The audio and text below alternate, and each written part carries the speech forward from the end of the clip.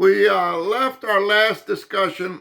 We left our last discussion on the impossibility that a supermassive black hole could form in 1 billion years, or a quadrillion years, or in a quadrillion, one with a quadrillion zeros after it years. Okay, it takes a very long time for a supermassive black hole to form, because first you have to get a gas cloud, then you have to have a star, then that star has to accrete more stuff, and then it goes through one life cycle, and maybe in the next life cycle you have enough gas for 2 stars, and you get a bigger cloud, and then so on. So you need a quadrillion lifetime stellar cycles, a quadrillion cycles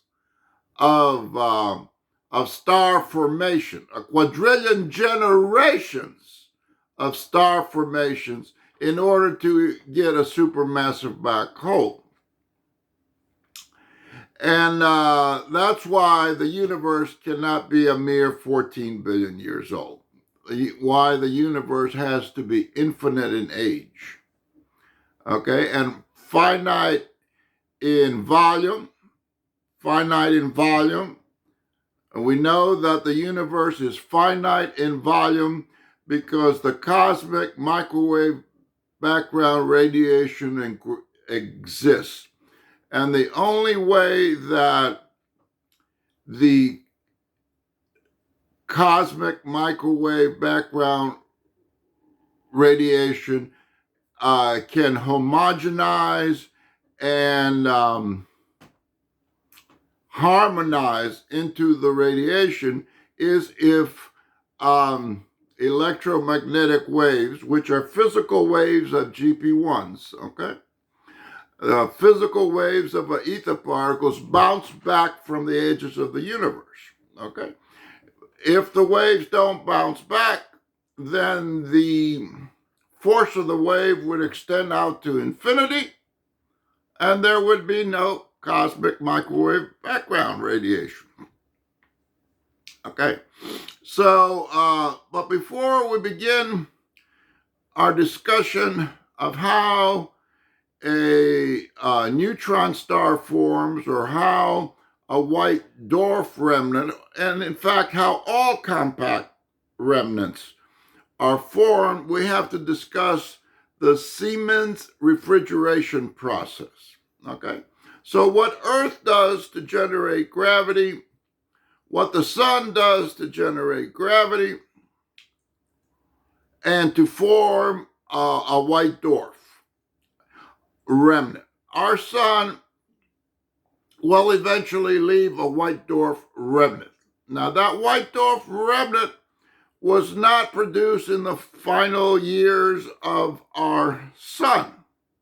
Okay, it will become visible in about 5 or 7 billion years after half the mass of the sun blows off. It will become visible because it's been there all the time. You can't suddenly compress half a solar mass into the size of our Earth, okay? You can't just suddenly compress half a solar mass of our sun into the volume of the size of the Earth. That compression occurred over the 10 billion year life of our sun, okay? And it occurred through a process patented in 1857 by Carl Wilhelm Siemens, patented the Siemens refrigeration process in 1857. Okay, now we'll take up why you should view nucleons as sacks and why they hover apart. In other words, why is an atom why is the nucleus of an atom the size of a pea and the space around it the size of a racetrack? Okay. That's the analogy we're given. A proton is the size of a pea, and when it's in a gaseous form, around it is surrounded space, GP1 structured space of a racetrack. Okay? A pea to a racetrack. That's the size through the open space and the size of a hydrogen atom. Okay? Now, we say that, unlike thermodynamics, that atoms don't bounce off each other. They hover. They hover separately. Okay? And the way you get more energy, the way you heat up an atom or a proton, the way you heat it up, or a neutron, is you implode more God particle ones inside. Okay, so this solves two issues in the equation E is equal to mc squared. Okay, we explain the mechanics of it. Okay, the mechanics of it, why mass increases, why a more massive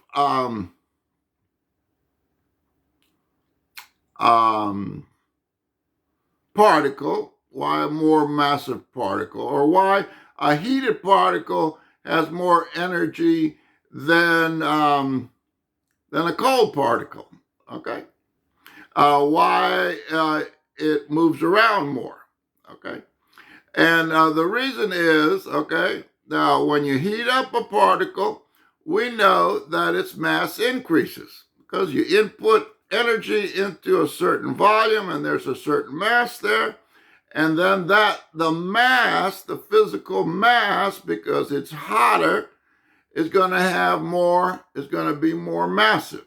Okay, we send in energy, and that energy creates more massive particles. It creates more massive protons, and it creates more massive neutrons, and it creates more massive electrons. And how this is accomplished is that the smallest particle in the universe, which we call of mass, a God particle 1, okay? It's a gaseous particle. And when you implode that particle inside a nucleon sac, or inside a proton sac, or inside a neutrino sac, you compress the structure of space. The GP1 makes up the structure of space. You compress space into a lower volume, and it heats up the mass. Okay, and that's why the nucleons get more massive when they're more energetic, because there are more God particle 1s inside. Okay, and this is done through a process of compression, decompression, and because of positive Aether pressure, positive GP1 Aether pressure throughout the universe, okay, because we have positive pressure, we have a thing they call quantum decay, okay? As a photon, to use the vernacular of astrophysicists, as a photon is if the energy of a photon is absorbed by a bunch of atoms, okay? And let's say it's a hydrogen cloud. Let's take the simplest form. We have a hydrogen cloud, and a photon is emitted, okay? And that photon will be absorbed, okay? Now, when that photon is re-emitted, it will not have the same strength. It will not have the same frequency. It will have a lower frequency. And astrophysicists call this fact of absorption and re-emission of a photon as quantum decay. Okay? So the analogy would be in the sun. They say the sun is at 15 million degrees in the center, okay? And then when those photons eventually come out through absorption and reabsorption and re-emission, then the photons are down to 5,800 Kelvin, okay, in our sun. So you go from 1,500, 15 million Kelvin in the center of the sun. Then, I mean, this is given. It's not a fact. The fact of the matter is that the center of our sun is at minus 600,000 Kelvin. Okay, and they don't tell you that. Okay, they don't tell you that the white dwarf now in the center of our sun being developed. Okay, the white dwarf in the center of our sun being developed is at minus 600,000 Kelvin. Now you say, how do we know that the white dwarf in the center of our sun is at 600,000 minus Kelvin, below absolute zero? Okay? The white dwarf in the center of our sun is below absolute zero. They do not tell you this. Now, we know this to be a fact. The reason that we know this to be a fact is because the white dwarf material that will emerge from the center of our sun in 5 to 6 billion years, okay? The white dwarf material, the white dwarf remnant that will emerge from our sun in 5 to 6 billion years will be 200,000 times the density of the Earth. In the volume of the Earth, the size of our Earth will be half the mass of the sun.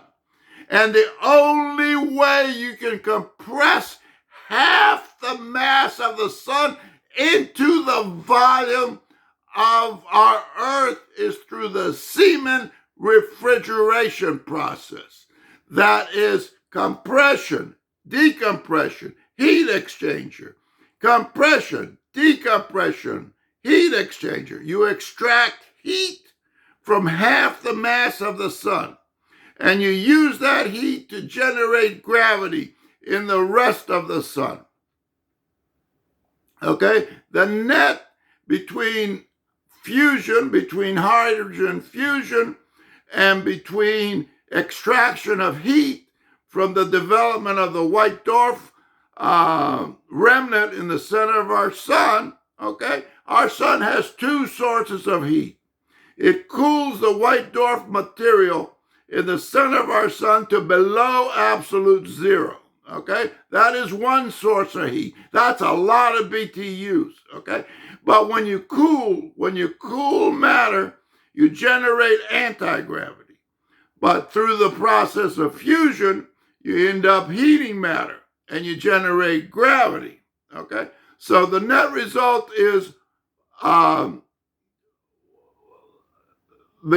amount of anti-gravity generated, the amount of dark energy generated is overwhelmed by the amount of gravity generated through the combination of fusion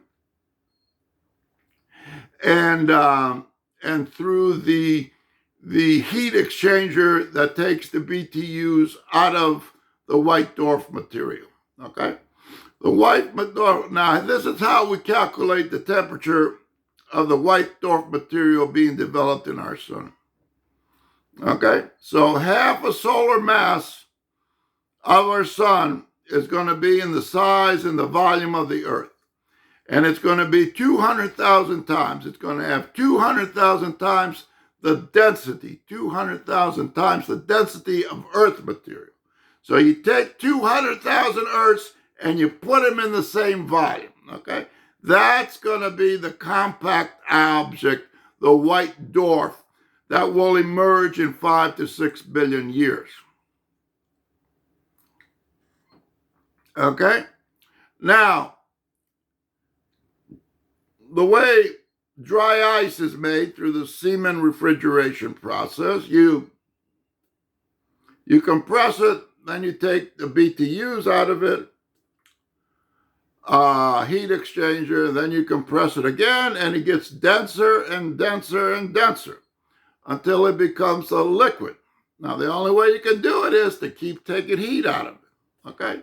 So the only way the sun can, over its lifetime, can make a white dwarf remnant is to compress gases, take heat out, compress them again. Compression, heat exchanger, decompression. No, or is it compression, decompression, heat exchanger? Compression, decompression, heat exchanger. No, it's compression, heats, heat exchanger, you remove the heat, then you compress again, and it gets denser and denser and denser. And then when you decompress the liquid, CO2, carbon dioxide, it turns into a solid because it cools further. Every time you decompress, it cools. It cools further, okay? And as you remove the heat, it gets denser and denser and denser, okay? Now, you say that white dwarfs on the surface have a temperature of, I think, I'm not sure, it could be 60,000 Kelvin, okay? The surface of a white dwarf is very hot. Okay, but for our calculations, we take the 200,000 times the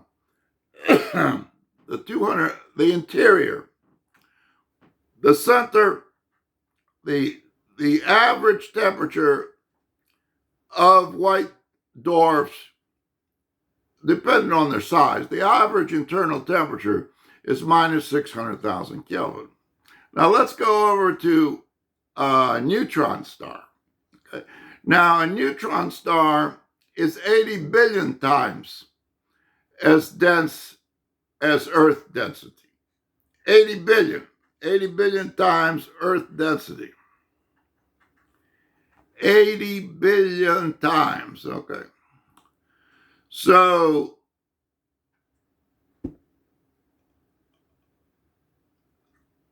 $80 billion times, okay.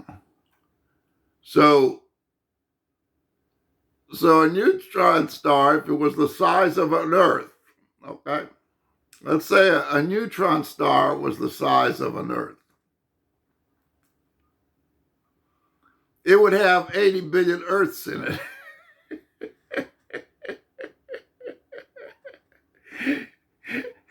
It would be a black hole. Okay, now let's see. There are 333,000 Earths. Okay, so per million, per million, 80 billion. Okay, so the Earth would be a black hole with a mass of 240 million solar, no, 240,000 solar masses, okay?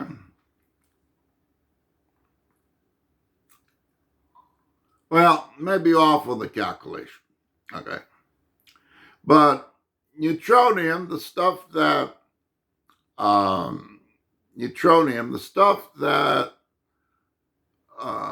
neutron stars are made of, is 80 billion times Earth density, okay? And neutron stars can only exist up to about 2.17 solar masses of neutronium. Above 2.17 solar masses of neutronium, you end up with a black hole. So if you have three solar masses of neutronium, then you end up with a black hole. And the reason you end up with a black hole, excuse me, is because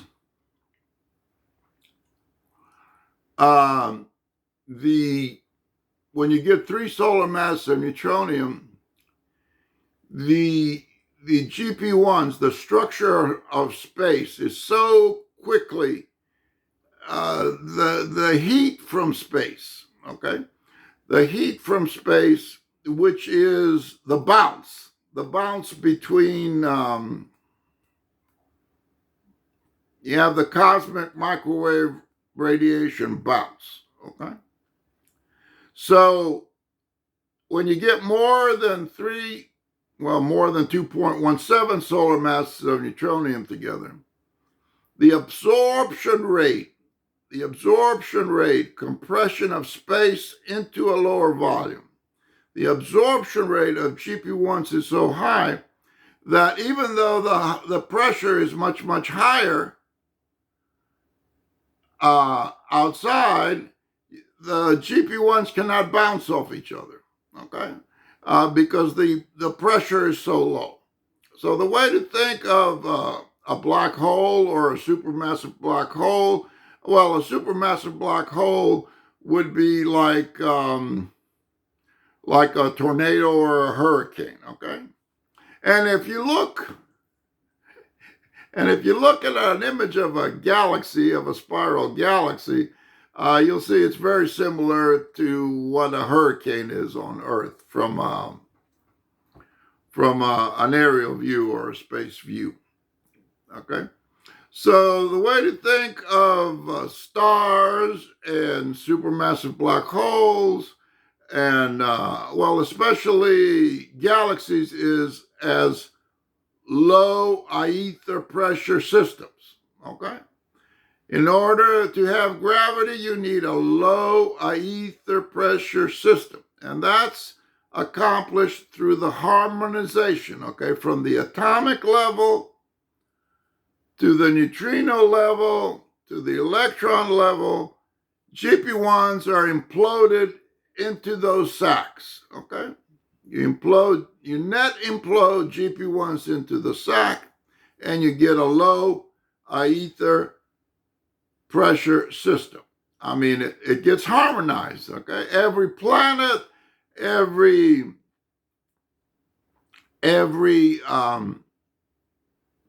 star, it all harmonizes together because they're all warming up. Now, a super black hole is warming up from minus 240 billion Kelvin or lower. Okay, that's how cold a supermassive black hole is. And you say, how do we know this? How do we know that gravity is heating up? That you can only generate gravity if matter is heating up? Well, we know this because of a thing astrophysicists discovered, which is the bullet cluster. So what happens in a bullet cluster, okay, we are told that from observations of bullet clusters, that's when a small cluster of galaxies goes through a larger cluster of galaxies, and they go through each other. Now, when they go through each other, the gas in the halo, the hot gas in the halo gets left behind in the center, okay? So the stars go through, the galaxies go through, and then when you look at the gravitational lensing, the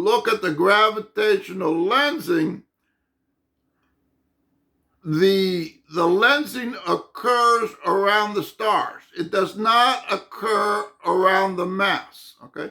This tells us that gravity is not generated by nucleons cooling, okay? Because nucleons cooling do not stay in the galaxies. The nucleons, the nucleon gas in those galaxies stays in the center.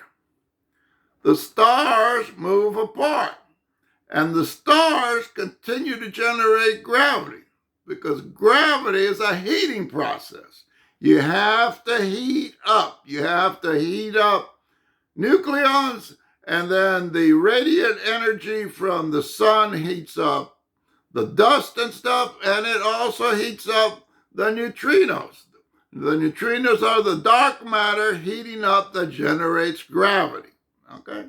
Now, in the bullet cluster, the gas in the center does not generate gravity. The reason astrophysicists know, so the thing to take from the bullet cluster is, they use it to explain that there is such a thing as dark matter, but we don't know what it is, okay?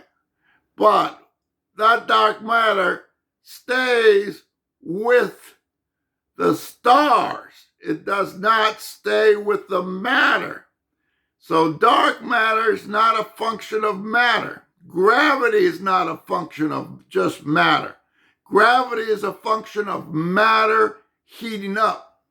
And dark energy is a function of matter cooling down. Okay? So the easiest way to understand is that overdensities and galaxies are low Aether, GP1 Aether pressure systems, and voids and dipole repellers are high pressure Aether systems. Okay? So you have high Aether pressure in the void, and you have low Aether pressure in the galaxies or the great attractor. Okay, so the great attractor is pulling us, and the dipole repeller void is pushing us. Okay, so between the push from the void and the attraction from the overdensities and the galaxies from the great attractor, we are moving at 631 kilometers per second towards the normal cluster. Okay, that's a fact. Okay, and it's based on the CMBR.